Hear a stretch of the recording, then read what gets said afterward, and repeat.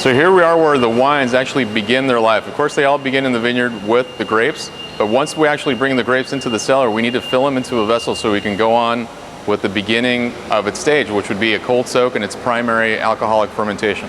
So here around me, I have two tanks. I have a wood tank to my right.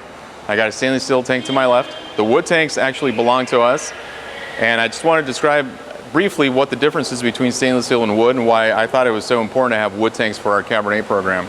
Stainless steel, as you can see, it's a very rigid material. It doesn't breathe. It's very neutral, doesn't really lend anything, but it also is much easier to keep clean, and so there's a bigger preference in a lot of winemakers' minds for stainless steel.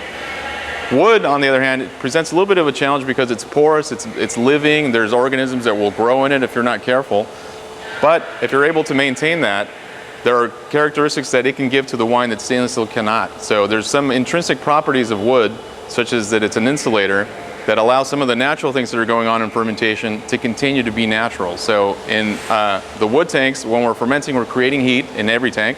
In wood, we're able to retain that heat that it's automatically producing to extract more flavors from the must that's fermenting in there. Also, the wood is porous and it allows us to get a little bit of a head start on barrel aging and rounding out the tannins. And lastly, it's got components in it that allow the color to bind to the wine much more so than stainless steel does. So we get a wine that's much richer in color, that's a little bit softer in the beginning, more round tannins, and that was able to be extracted a little bit more so than it would have been in stainless steel with its own heat.